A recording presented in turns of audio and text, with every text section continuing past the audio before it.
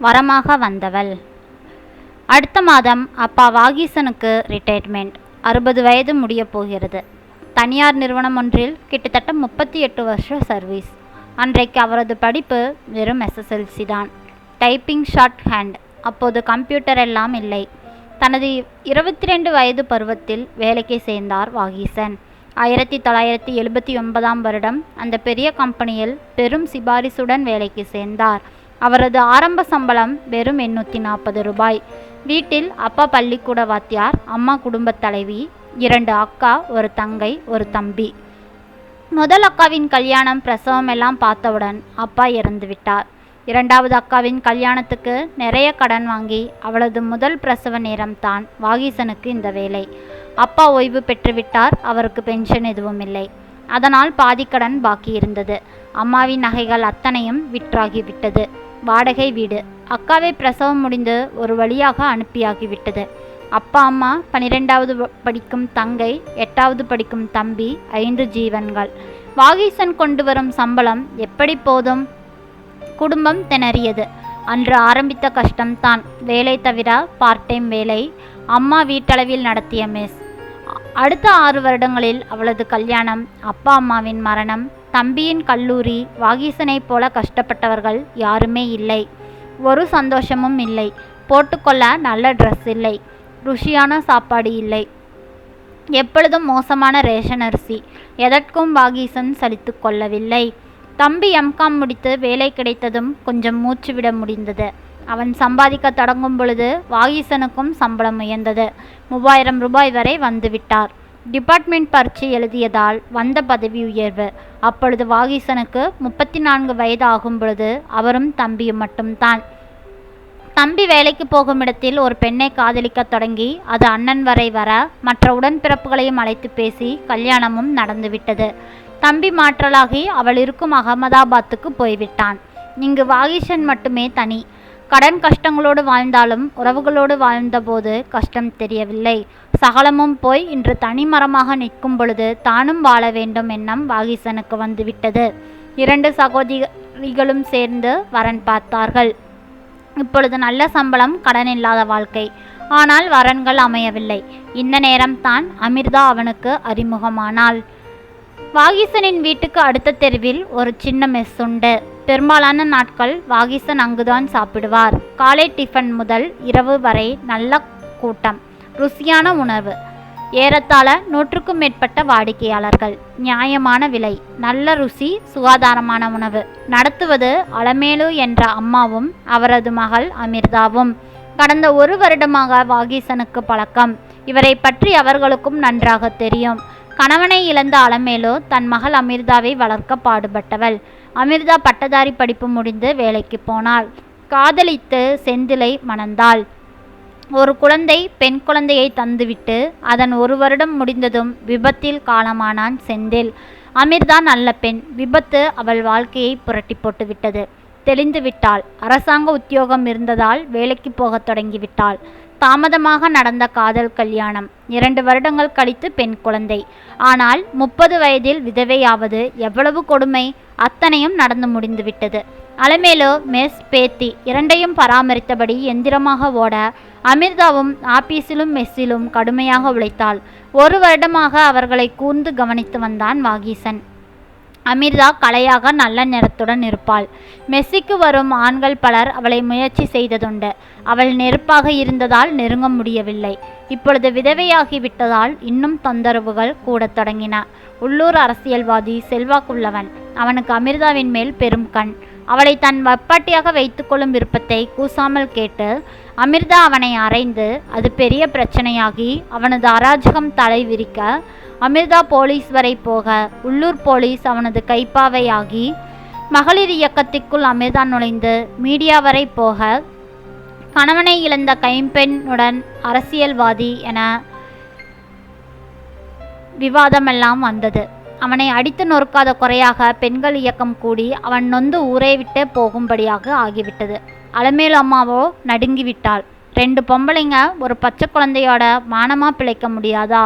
எல்லாம் வெளியில் தெரிஞ்சு போச்சே, நம்மளை இனி வாழ விடுவாங்களா? மெஸ்ஸை நடத்த முடியுமா என பல கேள்விகள். அம்மா, நீ பயப்படாத, எல்லாத்தையும் நடத்த முடியும். அவனை ஊற விட்டே விரட்டியாச்சு. பகையை கொண்டு திரும்பி வந்தா நம்ம அடிச்சே கொன்னுருவோம். அம்மா, இந்த மாதிரி நாய்களுக்கெல்லாம் பயப்படக்கூடாது. நல்ல நிறமும் வசீகரமும் இருந்துட்டா கிளவினா கூட இந்த நாய்ங்க விட்டு வைக்காது, அறுத்துடனும், அப்பத்தான் அடங்குவானுங்க. ஐயோ, எதுக்குடி இந்த ஆவேசம்? இந்த நிலையில் அமிர்தாவும் பிரபலமாகிவிட்டாள். அலமேலுவின் மெஸ் இன்னும் பிரபலமாகி கூட்டம் சேரத் தொடங்கிவிட்டது. வீராங்கனை நடத்தும் ருசியான உணவகம் என தலைப்பிட்டு மீடியா கவரேஜ். இதனால் வாடிக்கையாளர்கள் அதிகமாகிவிட்டார்கள். இதுதான் அமிர்தாவின் கதை. இப்பொழுதும் அங்கு வரும் கூட்டத்தில் அமிர்தா 100% நம்பும் ஒரே ஆண் வாகீசன் தான்.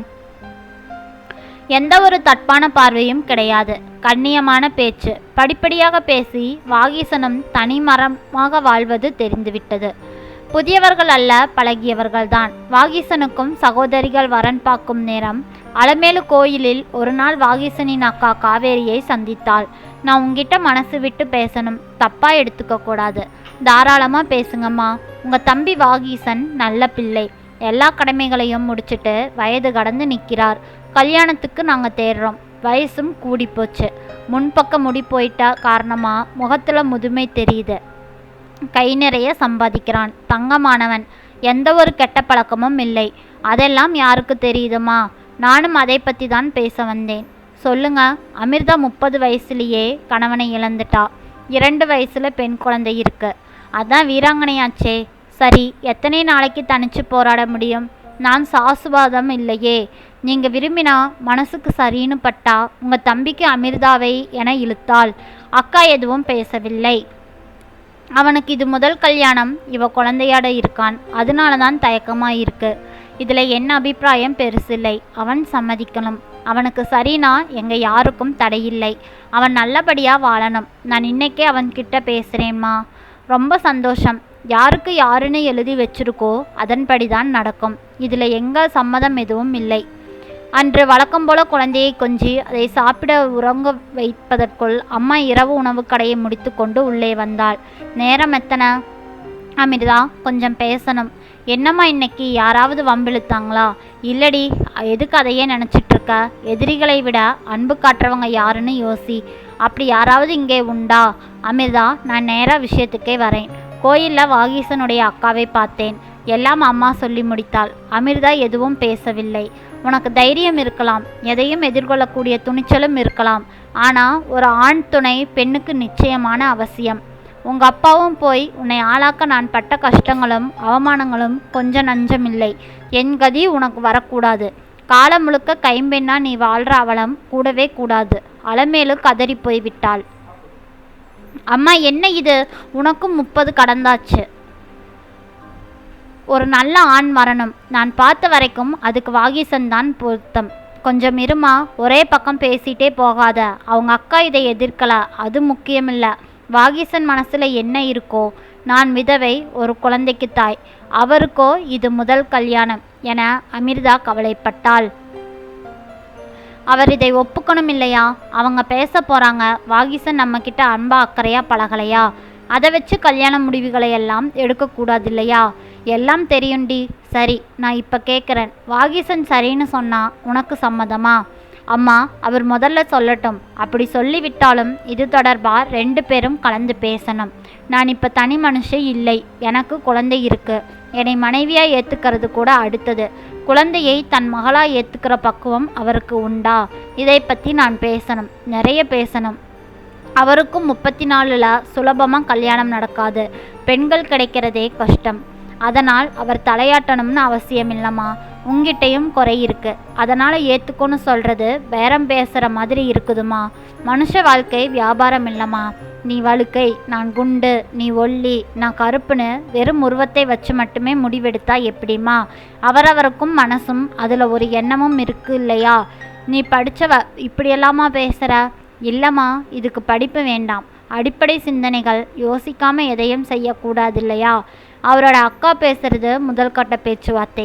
இன்னும் இதில் நிறைய இருக்குதுமா. நல்லதே நடக்கட்டும் அமிர்தா, நல்லதே நடக்கும் என அம்மா சொல்லிவிட்டு போய் படுத்து விட்டாள். இரவு உணவுக்கு பிறகு வாகீசன் வழக்கம் போல் புத்தகம் படிக்கத் தொடங்கினான். அக்கா அருகில் வந்து உட்கார்ந்தாள். வாகி, நான் நாளைக்கு கிளம்புறேன். என்னக்கா அவசரம்? இருந்துட்டு போயேன். உன் மாமியார் பசங்களை பார்த்துக்கிறாங்கல்ல? இல்லைப்பா, எனக்குன்னு ஒரு குடும்பம் ஆயாச்சு. எத்தனை நாள் விட்டுட்டு இருக்க முடியும்? அது நிஜம்தான். அவரவர் வாழ்க்கைக்கு ஒரு அர்த்தம் இருக்கே. உனக்கும் அது உண்டு. நீயும் விடாமல் வரன்னு பார்க்குறியே, அமைய வேண்டாமா? ஒன்று கிட்ட நெருங்குது, எனக்கும் பிடிச்சிருக்குது. ஆனால் உன் சம்மதம் வேணும். யாரது? கோவப்படாதே. உனக்கு ஒரு வயசான காரணமாக இரண்டாம் பட்சமாக கருதி இதை நான் சொல்லலை. வர்றவ குடும்பத்தை நல்லபடியாக பார்த்துக்கணும். நல்லவளா, பொறுப்பை உணர்ந்தவளா, போராட முடிஞ்சவளா இருக்கணும். சுற்றி வளைக்காதே, விஷயத்துக்கு வாக்கா. வந்துட்டேன். மெஸ் அமிர்தா. படக்கன திரும்பினான் வாகீசன். என்னை விட அந்த குடும்பத்தை, அமிர்தாவை உனக்கு நல்லா தெரியும். விதவை, ஒரு குழந்தைக்கு தாய்ங்கிறது மட்டுமல்ல இதில் உறுத்தல். மற்றபடி மற்ற பெண்களை விட பல மடங்கு அமிர்தா உசத்தி. பொறுப்பை உணர்ந்தவள் பெண், இவ்வளோதான். வாகீசன் வெகுநேரம் எதுவும் பேசவில்லை.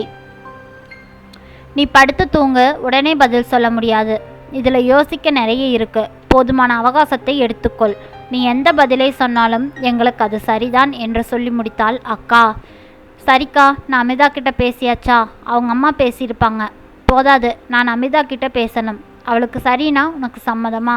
அவள் உடனே சரின்னு சொல்ல மாட்டா. சொல்லவும் முடியாது. கையில் ஒரு பெண் குழந்தை, போர்க்குணம் உள்ள பெண். அது தப்பா இல்லை தம்பி, இல்லவே இல்லை. தைரியமாக செயல்பட்டு ஒரு செல்வாக்குள்ள ஆளை செல்லாக்காசு ஆக்கினாலே இது சாதாரண சங்கதி இல்லை. மானமாத்தான் வாழ தன் குழந்தையை காக்க கையில் ஆயுதம் எடுக்கவும் தயங்க மாட்டாள். அது எனக்கு பிடிச்சிருக்குது. தனிச்சு வாழ தைரியம் வர வேண்டாமா? அது அமிர்தா கிட்ட இருக்கு. பெண்களை ஆண்கள் எத்தனை காலம்தான் ரட்சிக்க முடியும்? பொருளாதார சுதந்திரமும் தைரியமும் புத்தியும் சாமர்த்தியமும் ஒரு பெண்ணுக்கு இருந்துட்டா அவளை நெருங்கவும் முடியாது, யாரும் ஜெயிக்கவும் முடியாது. அப்படிப்பட்ட ஒருத்தி உனக்கு மனைவியானா உனக்கும் பெருமைதானே? அக்கா, எனக்கு பெருமையெல்லாம் தேவையில்லை. மன ஓட்டத்தை புரிஞ்சுக்கணும். அவளுக்கு இது இரண்டாவது வாழ்க்கை. எனக்கு வயசு தாண்டின முதல் வாழ்க்கை. சரியாக பொருந்தணும். பேசி புரிந்து கொள்ளணும். பரஸ்பரமாக விட்டுத்தர இயல்பு இரண்டு பேருக்குமே கூடுதலாக இருக்கணும். இதில் இன்னும் நிறைய இருக்கு. எல்லாம் சரியாக அமைஞ்சா தானே சரிப்படும். தப்பாய் போயிட்டா இரண்டு பேருடைய வாழ்க்கையும் நாசமாயிடும் இல்லையா? ஆமாம், பேச உனக்கு சம்மதமா? அதில் தப்பே இல்லை. கண்ணியமாக எதை அலசினாலும் அதில் தப்பில்லை. அது விவகாரம் வராது. நீ ஏற்பாடு செய். பேச நான் தயாராக இருக்கிறேன். அமிர்தா சம்மதித்தாள். சரியா தம்பி, நேரமாச்சு, தூங்குப்போ. வாகீசன் வந்து படுத்து கொண்டான். அமிர்தா முகத்தை ஒரு முறை கண்ணுக்குள் சேமித்தான். அமைதியான அழகான முகம். கவுன்சிலர் சங்கதி வந்த பொழுது நெருப்பாக பற்றி எரிந்த முகத்தையும் வாகீசன் பார்த்ததுண்டு. முப்பரிமாணங்களில் அமிர்தாவை பார்த்த அனுபவம் உண்டு. இயல்பாக பேசி அந்த குழந்தையை கொஞ்சி அலமேல முடியாமல் படுத்த பொழுது மருந்து வாங்கி தந்து ஒரு நண்பனாக கடந்த 1 வருடமாக பழகி வருகிறான். பெரும்பாலான நாட்கள் உணவு அங்கேதான். இவன் ரெகுலர் கஸ்டமர் என்பதால் இவனது ருசி அறிந்து கூடுதல் கவனம் எடுத்து அலமேலு பரிமாறினாள். அம்மா, நான் மாதம் ஒரு தொகை கொடுத்துட்றேன். 3 வேளையும் இங்கேயே சாப்பிட்டு கொள்கிறேன். நான் தனிக்கட்டை. எதுக்கு சமையல் சாப்பாடு? செய்யுங்க தம்பி, மகராசனா சாப்பிடுங்க. இருந்தா கேளுங்க, கொடுத்துட்றேன். போன வாரம் தான் இந்த பேச்சு நடந்து முடிந்தது. அமிர்தாவும் சம்மதித்தாள். அலமேலு வீட்டின் ஒரு பகுதியைத்தான் மெஸ்ஸாக நடத்துகிறார்கள். வீட்டின் சொந்தக்காரர் வெளிநாட்டில் உள்ளார். வாடகையை அமிர்தா வங்கியில் கட்டிவிடுவாள். அவர்கள் வாடகையை உயர்த்துவதும் இல்லை. சமீபத்தில் பிரபலமாகி மெஸ்ஸுக்கு கூட்டம் அதிகரிக்க போன் செய்தார் ஓனர். சார், வாடகையை கூட்டுறீங்களா? இல்லைம்மா, உங்களை பாராட்டத்தான் கூப்பிட்டேன். அதே வாடகையை கொடுங்க போதும். ஒரு பெண் துணிஞ்சு செயல்பட்டாதான் அக்கிரமத்தை ஒழிக்க வெளுத்து கட்ட முடியும். அருமையான ஓனர். இதை வாகீசனிடம் அலமேலு சொல்ல, மெஸ்ஸை கொஞ்சம் பெருசாக்குங்க, ஆள் போடுங்க, உங்களுக்குன்னு ஒரு கூட்டம் இருக்கு. ஊறுகாய், சிப்ஸ், பொடி வகைகள் பிரமாதமாக ருசியாக இருக்கும். ஆன்லைன் மூலம் மார்க்கெட்டை பிடிச்சிடலாம். அவர் யோசனைகள் சொல்ல சொல்ல அமிர்தா பிரகாசமானாள். வாகீசனின் எண்ணங்கள் அமிர்தாவை சுற்றியே தொடர்ந்தன. அவள் சம்மதிப்பாளா? நடுத்தர வயதில் கல்யாண வாழ்க்கை அமையும் பொழுது அது வெறும் இளமைக்காக மட்டுமல்ல, அதையும் கடந்து அந்த வாழ்க்கைக்கு ஒரு அர்த்தம் வேண்டும். ஒரு சராசரி பெண் சராசரி ஆசைகளுடன் வருவதை விட தெளிந்த ஒருத்தி வருவது தான் நல்லது. என் வயதுக்கு நிச்சயமாக 30 கடந்த ஒருத்தி தான் வர முடியும். கழுத்தில் தாலி ஏறாத ஒரு முதிர்கண்ணி, ஒரு புருஷன் கிடைத்தால் போதுமென்ற மனநிலையில் வருவது ஆரோக்கியமானதா? அவளிடம் ஒரு தடித்தனமும் சுயநலமும் மட்டுமே இருந்தால் அந்த வாழ்க்கை சோபிக்குமா? அவள் பதில் சொல்லட்டும் என காத்திருந்தான் வாகீசன். அவள் சம்மதித்தாளா? அவர்களின் திருமணம் நடந்ததா? என்ன என்பதை நாம் நாளை மறுநாள் பகுதி 2இல் பார்க்கலாம். மறக்காமல் சப்ஸ்கிரைப் பண்ணி உங்களுடைய ஆதரவை எனக்கு கொடுங்க.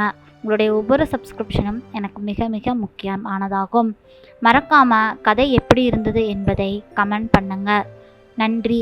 நாளை மறுநாள் பகுதி 2இல் உங்களை சந்திக்கிறேன். மறக்காமல் சப்போர்ட் பண்ணுங்கள், சப்ஸ்கிரைப் பண்ணுங்கள். தேங்க்யூ.